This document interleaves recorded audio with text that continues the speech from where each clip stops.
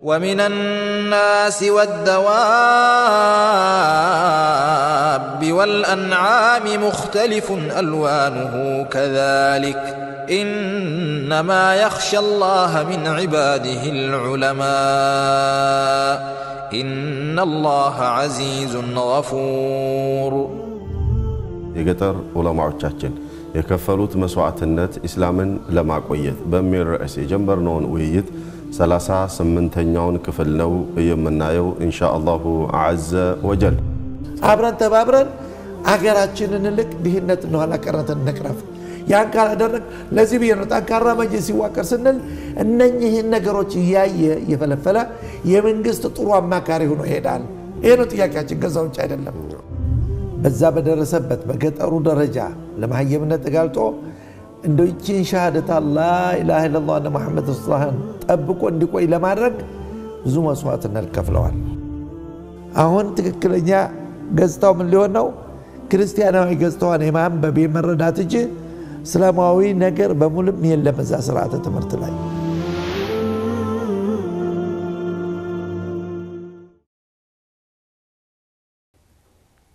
بسم الله الرحمن الرحيم الحمد لله رب العالمين وصلى الله وسلم على رسوله الأمين وآله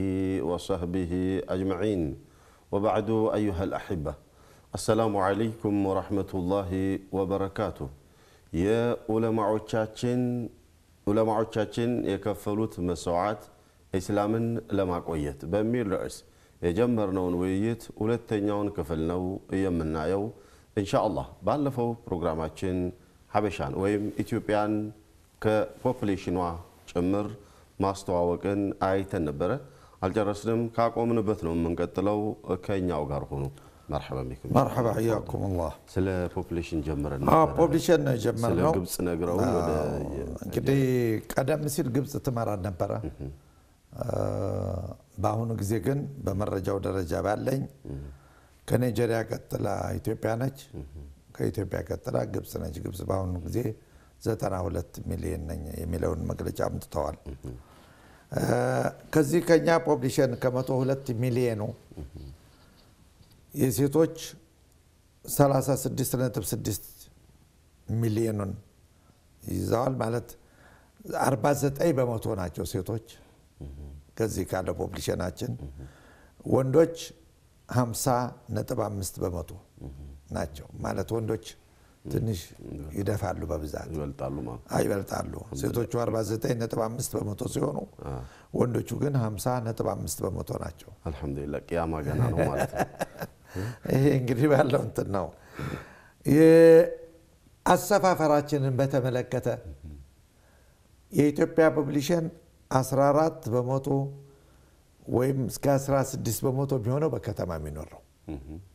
14 በመቶ አረላ አላህ ብሎ የቀረውስ 86 በመቶ በገጠር የሚኖር ነው። አሁን እኛ የት ላይ ነው ያለነው ነው ጥያቄው። ሙስሊሞቹ ገጠር ላይ ነው ያሉት። ገጠር ላይ አዩ ሙስሊሙ ገጠር ላይ ነው ያለው። አርብቶ አደርና አርሶ አደር ነው ድሮ ነው የተፈረደበት። ስለዚህ አጽዮቹ ያረጉት እንደዚህ ነው። አጽዮቹ አከፋፈል አድርገው ነበር ማለት ነው። አዎ እና ብዙ ተአምርና ያለን ወደፊት አሁን የራሱ የሆነ ህክማ አለው። ጥበብ አለው። 86 በመቶ በገጠር ነው የሚኖረው። የፖፑሌሽኑ የህዝቡ እድገት 2.6 በመቶ ይሆናል በየአመቱ የሚጨምረው ማለት ነው። በእድሜ አኳያ ስንመጣ ወንዶች 53.4 አመት ድረስ ቆይታ ያደርጋሉ። ማለት 53 አመት ድረስ የሚቆይታሉ። ሴቶቹ ግን እስከ 55 አመት ድረስ ይቆያሉ። በእድሜ በለጡ ማለት ነው። በእድሜ በልጡና ኦኬ በቁጥር ካልበለጥናቸው ምንም ማለት ኢትዮጵያ ውስጥ አራት አግቡ የሚለው አይሰራም ማለት ነው። ትምህርትን በተመለከተ እዚህ ላይ ነው እንትን በተመለከተ በጣም ተአምር የምናየው የኢትዮጵያ የተጻፈው ታሪኳም ቅርሷም ባህሏም ወግዋም ተመዝግቦ የተገኘው 35 በመቶ ብቻ ነው። ይሄ ማንበብ የቻለው መጻፍ የቻለው መሰብሰብ የቻለው ኢትዮጵያ ክርስቲያናዊ ገጽታዋን በቱሪስት እንኳን ደረጃ ያ ለምሳሌ በቱሪስት የተከበሩ ቦታዎች መስህብ ቦታዎች ምናምኖች የሚለው ቅርስና ታሪክን እንኳን በተመለከተ 35% ብቻ ነው የተጻፈው 65% አልተነካም ማለት እስላማዊ ገጽታዋ ቅርሷ ታሪኳ ኢትዮጵያ አይታወቅም ነጃሽ ብንበለው ሶፍ ዑመር ብንበለው ሐረር ብንበለው ማንንም የጻፈው ያዘጋጀው የለም ኦድራን ዶክተር 35% ነው የተጻፈው ብለን በቃ የክርስትናው ተጽፏል ከክርስትናው የቀራለ መጻፍ የሚገባው ከክርስትናው ቅድም እኮ ያለው ምንድነው ኢትዮጵያ ሶስቱንም የሰማይ ሃይማኖቶች ተቀብላ ያስተናገደች ሀገር ነች ብለናል አይሁድን ማስተናገደች ቅርሱም ታሪኩም አሻራውም አለ ጎንደር ለምን ፈላሻ ምንለው ከየት ነው የመጡት ታዲያ ክርስቲያኖም እንደዚህ ኢዛና ዘመን መጥቶ ተሳፈረ ቅርስና ታሪኩ ላሊበላ ምንለው ከየት የመጣ ነው አክሱም ከየት የመጣ ነው የነኛ ተመዝግቦ ታውቆ እንደሰን ተይዟል የሁለቱም የክርስቲያኑ አይሁድም አለ ብዛት ባይኖራቸው አለ የክርስቲያኑ አለ የእስላሙ ግን የነጃሽ ሀገር ምንላት ዶክተር የክርስቲያኑ ተጽፎ አብቅቷል አልቋል ሁሉም መጻፍ የሚገባው ነገር ቢያንስ ማንበብ የቻለው እኮ ክርስቲያናዊ ወገኖቻችን ናቸው ስለዚህ አብዛኛው ተጽፏል ብዙ ተጽፏል ለዚህ እኮ ነው ኢትዮጵያ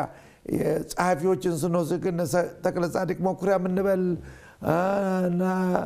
ማን ጸጋደበልና ማን ሁሉም ይነዳል ክብረት አሁንም ካሉት ወቅታዊ ሁኔታ የሁሉ መጽሐፍ ደራሲዎች ቢንሸራሸረው መጽሐፍ በሙሉ እኮ ክርስቲያናዊ ገጽታው ነው ለማንበብ ለቻለው ይሄን ያነሳው ለምን እንደሆነ ተረድቶኝ ዶክተር 35% አይደል ተጽፏል ይያሉ ያሉት 65% ቀርቷል አልተነካም አይደል ክርስቲያናዊ ገጽታው ተጽፎ ካበቃ ወይንም አብዛኛው ከተጻፈ የቀረው 65% ከሆነ በብዛት የቀረው የእስላማዊ ነው ለማለት ፈልጌ ገጠር ነው ያለ ነው ቢጻፍ ኖሮ 65 ወይም 50% የሚሸፍን ነበር ለዚህ እኮ ነው አሁን ብዙ ጊዜ የሚቸገሩት ቱሪስቶች ወደ ኢትዮጵያ ሲመጡ አሁንም ሌላው ቀርቶ እንኳን በክርስቲያኑ ሞቀሳ ያቀረቡ ነው ምክንያቱም ጋይዶቹ አሁን የተዘጋጁ አሁን ኩኛ ያገራችንን ይሄንን ተቀበለች ታላቅ ሀገር የ3000 ዓመት ታሪክ ያላት ምናምን የምንለው አልተጻፈም አልተነበበም አልታወቀም እንዲታወቅም አልተደረገም አዩ ያም ስተታለው ራሱ የክርስቲያኑ አሁን ለምሳሌ አክሱም ሄደው ወይም ላሊበላ ሄደው ሲመጡ ብዙ ጊዜ ማገኛቸው በጊዮንም በሂልተርም አንዳንድ የውጭ ሀገር ፈረንጆች አንዱ የ600 ዓመት ብሎ ይሰጣቸዋል መረጃውን አንዱ የ800 ብሎ ይሰጣቸዋል አንዱ የ400 ብሎ ይቻላል እስላማዊ ማይ ነጃሺ እስላማዊ ስደት ወደ ኢትዮጵያ ያ ባለቤት ነው እሱ ተረስቷል ተቀላላ ለዚህ እኮ ነው አንድ ሁን ተብሎ ባጽዮቹም ዘመን ስራ ተሰርቷል ያ ስራ የተሰራው ምንድነው ኢትዮጵያ ክርስቲያን ደሴት በሚለው አንፃር እያንዳንዱ አሻራው አመሙ ክርስቲያናዊ ገጽታው ብቻ ነው እንዲጻፍ ምክንያቱም ቤተ ክህነትን ኃላፊነቱን የወሰደችው አዩ ከዚህ አንፃር እስላማዊ ገጽታው አልተነካም አልታወቀም አለ የለም እስከማለት ደርሷል እኔ አንድ ጊዜ ከዚህ ከገልፍ ሀገሮች ለሆነ ትልቅ ባለስልጣን ስጦታ ሊሰጥ የሆነ ከእንጨት የተሰራ ቅርስ ነገር ፈልግና ላክልኝ ይላል የፈለገውን ዋጋ ከፍላለሁ አለ ከአዳራሽ እስከ ቦስታ ቤት አደባባይ ቴዎድሮስ አደባባይ ሳይቀር እያንዳንዱ ቅርስ ቦታ ሄጄ ብለን ከመስቀል አርማ ነፃ የሆነ ቅርስ ላገኝ አልቻልኩ ጋሻው እንኳን ጋሻ የሀገራችን ጋሻ ምንለው እሱ እንኳን በዛ ተበክሏል ስለዚህ እስላማዊ ገጽታ ተቀላላ የለም አልተጻፈም አልተሰራም አልታወቀም አልተዳሰሰም መኖሩም አይታወቅም ቢታወቅ ኑሮ የቱሪስት መስቦ ነበር የሚሆነው ምክንያቱም ቱሪስቱ ሲመጣ ያን ስደቱንም ጉዳይ ለመጎብኘት ሙስሊምም አለኝ እኮ ቱሪስት የሚመጣ ክርስቲያን ብቻ አይደለም አዩ ለዚህ ብሎ ነው አሁን በቤተ ክህነት ስር ያለው አሁን ይሄ በዓል አከባበራቸው ራሱ መስቀሉን እንበለው ጥምቀትም እንበለው ዘመኑ ሸጋገሪያ እንበለው ባለቤት አለው ሸገሩ እኔ እኮ በሶስቱ እንኳን በዚህ በኢድል ፊጥር በኢድል አድሃ በመውሊድ እንኳን ቅርሶችን የማሳወቅ ስራ እኮ አልሰራውም ሙዚየሙም የለም ጠቅላላ እጂ ኢትዮጵያ እኮ አሁን አዲስ አበባ የአፍሪካ ዋና ከተማ እኮ ነች በዓለም ሶስተኛ እኮ ነች ስብሰባ ማካሄድ እዛ ውስጥ ሚዲያው ይመጣል ስብሰባውን የሚሸፍነው እኔ ሙዚየም ቢኖረኝ እስላማዊ ቅርሶች ክርስቲያን በደንብ አድርገው ተመግቦ ይሄድ ነበር ሚዲያው ያስታውቅ ነበር ስለ ኢትዮጵያ አልተሰራም ይሄ አንድ ትልቁ ችግር ነው በኢትዮጵያ ውስጥ የተከሰተው ስለዚህ እኔ ነበርኩት ያለውትም ገጠር ነው ክልል የምንድን ለማለት ተፈቀደም እንዳነበብ አልተፈቀደልኝም እንዲሰማጅ ያማያነብና ማይጽፍ ህብረተሰብ እንዴት ብሎ ቅርሱና ታሪኩን ሊመዘግብ ይችላል? ይሄ ነው አንዱ ደባ የተካሄደብኝ። المناخ የአየሩን ጸባይ ስናይ የኢትዮጵያ አየር ባህሪ በዓለም የሌለ በጣም ተስማሚ የሆነ አየር ያላት ሀገር ነች። ሶስት የአየር ጸባይ አላት። ደጋ አለ፣ ወይና ደጋ አለ፣ ቆላማ አለ። ይሄን ሶስቱን ያቀፈ ሀገር ምናልባት በአውሮፓ ስዊዘርላንድ አካባቢ ከሄን የተወሰነ አካባቢ እናገኛለን። የኔ ግን ይሄ ሶስቱ የአየር ባህሪ ያቀፈች ሀገር በአፍሪካ ማንም አናገኝም። ወይ ማይነስ በረዶ ይሆናል ወይ ሙቀት ይሆናል። ይሄ ደጋውን እንደው ስንወስድ መንጠቃት ደጋ ምንለው ይሄ እጅግ ብዛ ቅዝቃዜ ያለበት ቦታ ነው። ከባህር ወለል በላይ ከ2800 እስከ 4620 ይደርሳል ከፍታው ደጋው ሜትር ከባህር ወለል በላይ ከ2800 እስከ 4620 የሚደርስ ከፍታ ነው ያለው በሜትር ደረጃ በሜትር ስናየው። የሙቀቱ ባህር ያየ እንደሆነ ከ5 እስከ 10 ይደርሳል። አዩ አንዳንድ ቦታ ደግሞ ከዜሮ በታች ይሆናል። ይሄ አየር ራሱ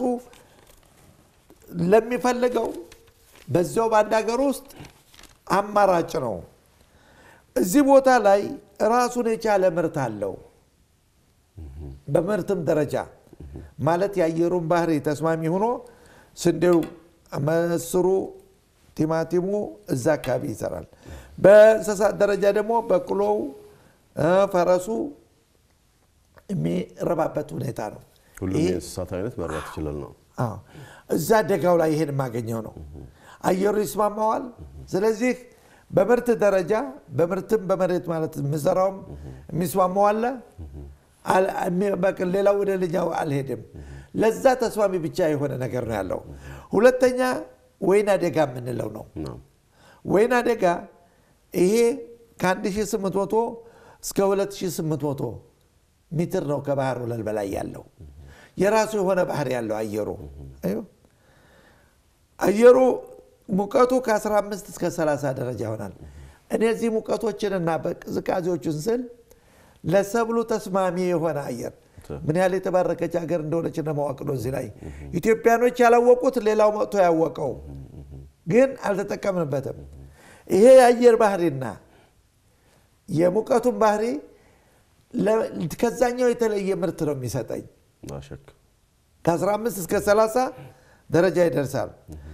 ሙቀት ጊዜ በጣም ሞቃት ነው፣ በቀዝቃዛ ጊዜ ቀዘቅዛል። እዚህ አካባቢ ነው በብዛት የኢትዮጵያ ፖፑሌሽን የሚገኘው በብዛት።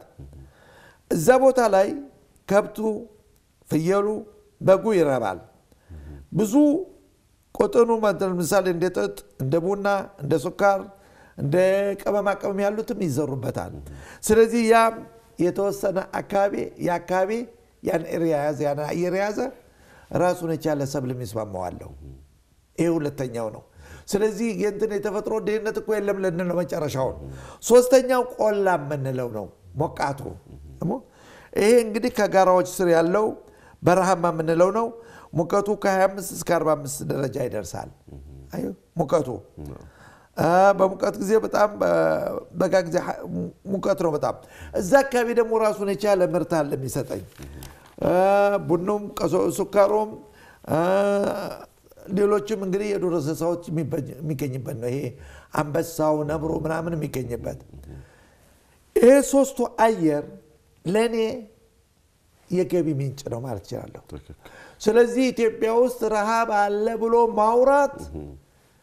የማይዛመድ ነገር ነው። የሀገሪቷ ችግር አይደለም፣ የኛ የማህበረሰቡ የአስተዳደሩ ችግር ነው። አዩ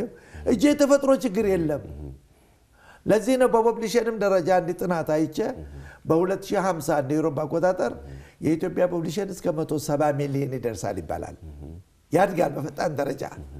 ያም ሆኖ ግን 200 ሚሊዮን እንኳን ቢደርስ ያለምንም ችግር ያለምንም ግን የሚበላውና የሚጠጣው አያጣም። ናሽክ ተፈጥሮ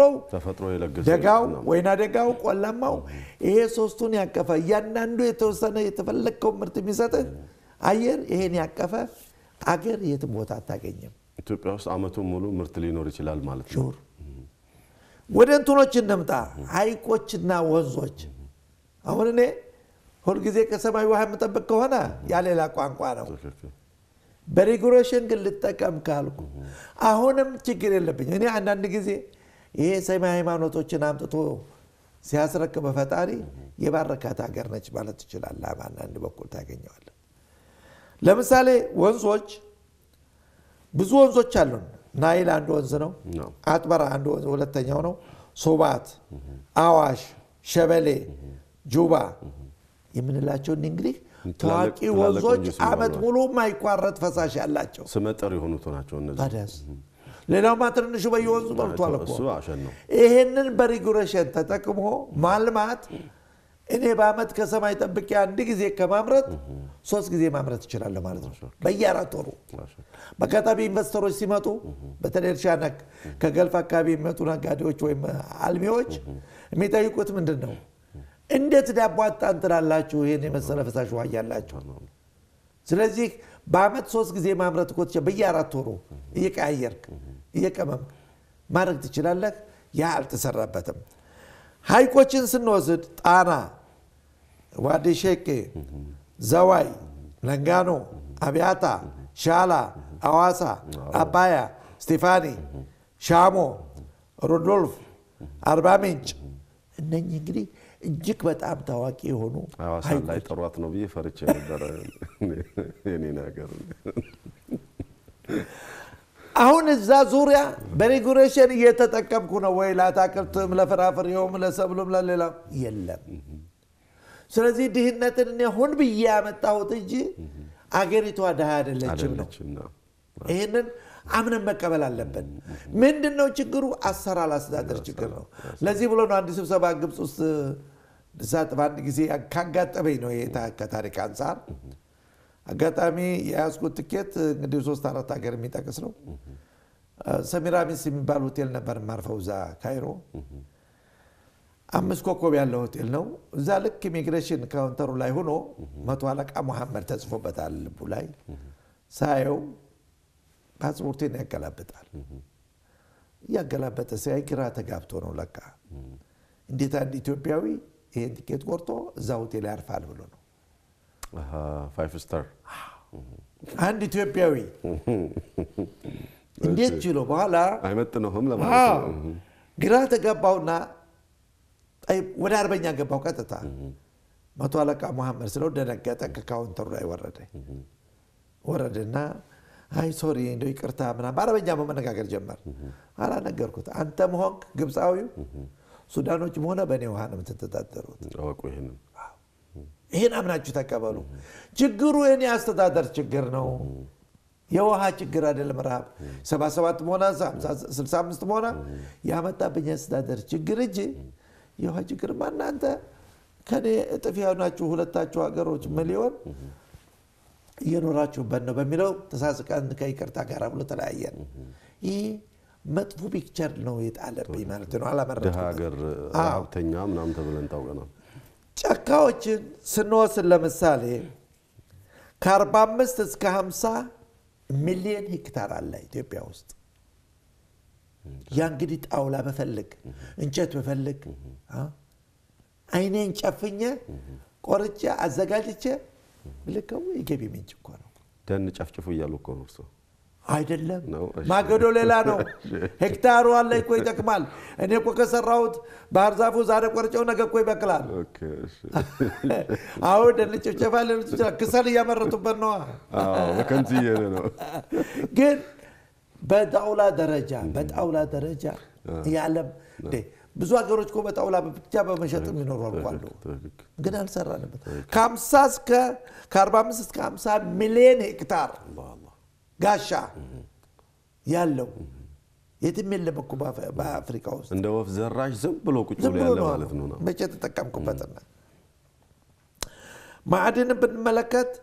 እንደዚሁ ኢትዮጵያ ውስጥ የለማዕድን አይደለም ወርቁን ብንፈልግ ብሩን ብንፈልግ ፎስፋት ብንፈልገው ምንድነው ክብሪት ብንፈልግ ብረት መንገኒዝ ነሐስ ረሳስ አለሞኒየም ፎስፋት የፈለግነው ማዕድን ተዘረጋግተን እናገኛለን አንዳንድ አካባቢ ኮኛ ገጠር ውስጥ ከብት ስንጠብቅ ባሩዱ ምንለው አካባቢ አለ ዝም ብሎ ይቀልጣል አሁን ነው ትዝ የሚለኝ እኔ ህፃኑናን ከብት ስንጠብቅ በባሩዱ ሰዱ አሰማሩ ይሉናል እንዳለቅ ሰማያዊ ቢጫ ከለር ያለው በቃ ዝም ብሎ ይቀልጣል ራሱን ይቻለ እስካሁን ድረስ አልተረካም አካባቢው ድሬ እንለዋለን በእኛ አካባቢያችን እጩ ማዕድን ነው ግን አልተነካም አልታወቀም ዝም ብሎ ታፈኑ ተቀምጧል ይሄ ሞቃት ውሃ ምንለው የፍል ውሃ እሱ ሌላ ተአምር ነው የምናየው በእኛ በአገራችን እንግዲህ በርሻ ውጤቶች ብዙ ጊዜ የምንለው የኛ ተፈጥሯችን የምርት ሀገር ነው የተባረከ ነው እዚህ ገልፍ ደግሞ የበረሃና የነዳጅ ሀገር ነው እኔ ያለኝ ምርት የዚህን አካባቢ ነዋሪዎችን መመገብ ይችላልው ግን በጣም ያሳዝነው እንኳን አሳልፌ ወደ ውጭ ሀገር እዚህ አምጥቼ መመገብ ቀርቶ ያገሬን ህዝብ መመገብ አልቻልኩምና ይሄ በምርት ደረጃ ስናየው ተአምር እናገኛለን ኢትዮጵያ ውስጥ የማያበቅል የማይዘራ የማያፈራ ምርት የለም ያ ቁልቋል ባላስ ምንለው እንኳን ባላስ የቁልቋል ዝም ብሎ ቆፍ ዘራሽ ነው ኒካራጓ ቢሄድ 1 ኪሎ እስከ $30 ይሸጣል ለምን እንደሆነ አላቀም ምን እንደሚጠቀሙበት አላቀም ቁልቋል ባላስ እኛ ጓራው ሞልቷል አይደልሽ አናግሩልኝ ነው የሚገዛ ካለ ኒካራጓ $30 ኪሎ የሚሸጠው አላ ማመን ያቀጣልከ ማለት ዝንጅብሉ ሌላው ማለት ነው በከብት እንስሳት ምርት ኢትዮጵያ በአፍሪካ አንደኛ ነች በቀንድ ከብት ምርት በዓለም 8ኛ ነች ስንተኛ ያው መይቆ ተፈጥሮ ነው አድልቤ እኮ አይደለም ተደልቦ አይደለም ዝም ብሎ እንትን ከብት 43 ሚሊዮን ቀንድ ከብት አላት አፋር ብቻ 12 ሚሊዮን ነው ያላት አንድ ክልል ፍየል 31 ሚሊዮን አለን በግ 27 ሚሊዮን አለን ግመል 2.3 ይሄ ከግብርና ሚኒስቴር የወሰድኩት ነው ግመል ወደ 2.3 ሚሊዮን አለን ዶሮ ወደ 53 ሚሊዮን አለኝ ያው ይሄ ተፈጥሮ ነው በቅሎ ፈረሱ ግመል ሌላ ነው 60% ከኢትዮጵያ መሬት እንስሳዎች ማርቢያ ሆኖ ይገኛል 60% 20% ከኗሪዎቹ በአርብቶ አደር ነው የሚተዳደሩት ማዕድኖች በየአይነቱ ብለናል አሳን በተመለከተ የሚገርመው ነገር የአሳ ምርት በአመት 50,000 ቶን የሚሰጥ ምርት ነው ሀይቆች ውስጥ ያለ አሳ አለኝ 50,000 ቶን ይሰጠኛል ግን ኢትዮጵያ ህዝብ ስንቱ ነው አሳ የሚጠቀመው ይችን እንኳን ሳርዲን ከኔ ወስዶ እኮ ነው ቆርቆሮና ጨውና ውሃ አርጎ ነው አዙሮ ሲያበቃ በ20 ብር የሚሸጥልኝ ወይ 30 ብር የሚሸጥ ይችላል አዩ እዛው ያለኝ 50,000 ቶን ማምረት ይችላል በአመት አሳ ግን የለም አሳ ምርት ማዘጋጀቱም ማከማቸቱም የለም አልተለመደም ስለዚህ እነዚህ ችግሮች አሉብኝ እኔ በአገር ደረጃ እኔ ፖፑሌሽን ማብዛት ሳይሆን ከመንግስት አሁን የሚጠበቀው ምንድነው አምራችነትን እንዴት በዘመናዊ መልክ ማዘጋጀት ይችላልው የሚለው ነው የሚጠየቀው አምራችነትን ማለት እኔ ፖፑሌሽኑ ህዝቡ በጣም ትልቅ ችግር ያለብኝ አማራ ክልል አንድ ጥናት ሳካሄድ ሁለት ነገሮችን እንደዚህ እንደማሳሰብ ያርገ ይሄን አጀንዳ በዘጋ ደስ ይለኛል አማራ ክልል ከ360 ቀን 124 ቀን ብቻ ነው የሚሰራው ሌላው የገብርኤል ቀን የሚካኤል ቀን እስኪ መጽሐፍ ቅዱሳችሁን አምጡና አትስሩ የሚል ካለ አምጡ ብል ማስረጃ የለም ባህል ነው አጋጣሚ የግብጽ ክርስቲያኖች ወይ ቂብጤዎች የኢትዮጵያ አብያተ ክርስቲያን ያስተዳድሩ ነበር አሁንም አንድ ግብጻዊ ክርስቲያን አግኝቼ ነው የስንነዋይ ነበር እናንተ ጋር በአመት ስንት ጊዜ ነው የምትዘጉት በበዓላት ስለው አንድ ሰዓት የለም አለኝ 600 ናቸው የግብጽ ቂብጤዎች ታዲያ ኢትዮጵያ ነቢያተ ክርስቲያን ስታስተዳድሩ ነበር አሁን ነፃ ከወጣን ከ55 ዓመት አይበልጠንም እኛ ጋር ለምን ያንን ባህል 12 ቁጥር ቢስማር ሰምራችሁብን መጣችሁ ስለው እንኳን ሰርታችሁ ሳትሰሩ ማልቻልናችሁም ማለት ውሃውን ተጠቀሙበታላችሁ ነው ስለዚህ አጃጅለውን የተውብን ይሄ ደባ እንዳለ መረዳት አለብን እኔ ለዚህ ነው ክርስቲያን ሌላው ደግሞ በምግብ ደረጃ والله አማራ ክልል ብዙ አየሁት ደብረ ማርቆስም ትሉ ጤፍ እንጀራ በመሶብ ካልቀረበለት አባወራ ዶሮ በድስት ካልቀረበለት ይሄ ካሮት ጎመን የእንስሳት ቀለብ ነው ቫራይቲ የሚባለው የለም ከዚህ ባህል መውጣት አለብኝ ከድህነት ሩጣ ካልኩ ይሄ አንዱ ትልቁ የባህል ችግር እኔ እዚህ ላይ ቤተ ክህነትም መስጊዶችም ትልቅ ኃላፊነት አለባቸው ሰውን አምራች እንደሆን መቀስቀስ እንጂ ይሄ በባህል እኔ እኮ እስልምና ላይ ሌላው ቀርቶ አርብ እንኳን ኮረፍት የለኝም አልታዘዝኩም እኮ ማረፍ يا أيها الذين آمنوا إذا نودي للصلاة من يوم الجمعة فاسعوا إلى ذكر الله وذروا البيع ذلكم خير لكم فإذا قضيت الصلاة فانتشروا في الأرض لكم جمعة كانوا أذان سيهون نوجه وده مسجد مهدو توالى لني مسرائن سرى علي نبرك وده مسجد ده صلاة نارك كذبوا على وده سرى تملسناكم منه يتنياو نورفت بلون يمسدني نبأ من درجة يلا ስለዚህ المؤمن القوي خير من المؤمن الضعيف ሙስሊሙም በዚህ አይነት ጊዜውን የጊዜ ኢኮኖሚ አገራችን የሚታወቀው የገንዘብ ኢኮኖሚ ብቻ ነው የጊዜ ኢኮኖሚ አይታወቅም የጊዜ ይበልጣል ከገንዘቡ እኮ አስርጅ ስለዚህ ያንን ተዋክተን ማጥፋት ካልቻል ከሀገራችን ድህነት ይላል ፖፑሌሽን ያበዛው ነው ግን ምንድነው فخلف من بعد مخالفون ከዛ በኋላ የሚቀጥለው ትውልድ ነባሩን አባቱን ወይ አያቱን ያየ እንደዚሁ ባህሉን ወጉን እየወረሰ የመጣ አምራች አይሆንም ይሄ አንዱ ትልቁ ችግር ያለ ነው ሁለተኛው ደግሞ ያገርን ትክክለኛ ገጽታ የማወቅ ሁኔታ ይሄም በጥናት የደረስንበት ነው ምናልባት አንድ ጊዜ ጥራት ሳደር ከጥቁር አንበሳ እስከ ኢሚግሬሽን ተሰልፎ ያለው ወጣት ከ18 እስከ 22 ዓመት አይበልጥም 80% ሴቶች ናቸው 20% ወንዶች ናቸው አሁን ደግሞ ከፈተልኝ ሳውዲ የሞግዚታው ይሄ መስራቱ ነው አይደለም ከሰለጠነና አሰልጥኝ መልከዋና ከዛ ከሚሰለፉት ፓስፖርት ለማግኘት ኢሚግሬሽን ውስጥ ሴቶች ናቸው በብዛት የመጡት ከክልል ከአማራ ክልል የመጣው ሆነ ከኦሮሚያም ከደቡብ የመጣው والله ክልላቸው ፕሬዝዳንት አያውቁም ስሙን ከአዲስ አበባ የመጡት ከኮልፌ የመጣው መገናኛ ነው ያቀም ከጦር ኃይሎች የመጣው ሳድስና ያቀም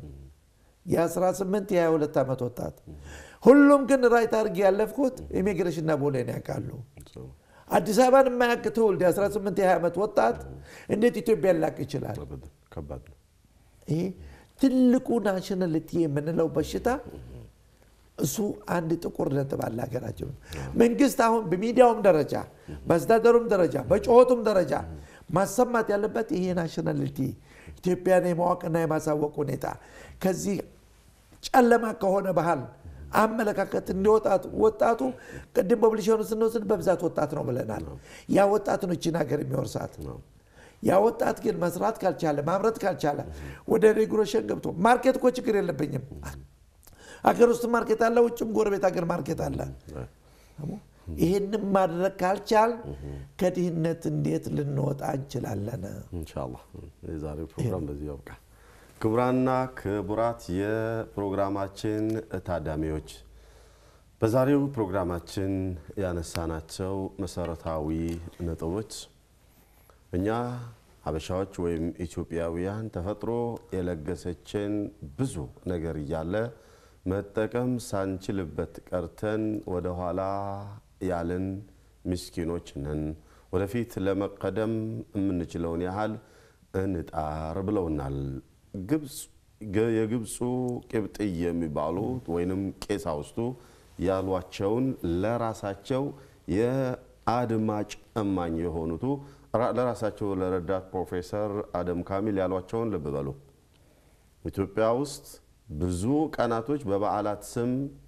ስራ እንዳይኖርና እረፍት እንዲኖር ተደርጓል እናንተ ጋር ግን ስንት ቀን ነው የምታርፉት በወር ሲባሉ አንድም ሰዓት አናርፍም ያሉት ለምን ይሄን አረጋችሁ ኢትዮጵያ ውስጥ ታዲያ ይሄ ሁሉ ቀናቶች በእረፍት እንዲያልፉ ለምን አረጋችሁ ብለው ሲሏቸው እንኳን ሰርታችሁት ሳትሰሩም አልቻልናችሁ ቢማዕና የኒል ወንዝን እንዳትሻሙብን አፈሩን እንዳትሻሙብን ብለን ነው በበዓል ስም በቤተ ክርስቲያን ስም ያጃጃልናችሁ ነው ይያሉ ያሉትና ለንረቃ ይገባል ነው ሃይማኖት ሆኖ ስራ አትስሩ ቁጭ በሉ ተኙ እኔን ጸልዩኝ የሚል መልእክት መለኮታዊ መልእክት የለም ፖለቲካዊ ሲያሳ ዘዴ ነው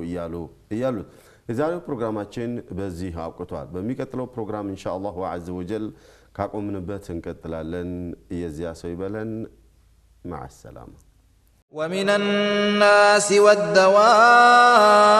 والدواب والأنعام مختلف ألوانه كذلك إنما يخشى الله من عباده العلماء إن الله عزيز غفور የገጠር ዑለማዎቻችን የከፈሉት መስዋዕትነት እስላምን ለማቆየት በሚል ርዕስ የጀመርነውን ውይይት 38ኛውን ክፍል ነው የምናየው ኢንሻአላሁ ዐዘ ወጀል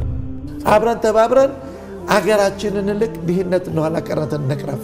ያን ካላደረግ ለዚህ ቢሆን ጠንካራ መጅሊስ ሲዋቀር ስንል እነኚህን ነገሮች የፈለፈለ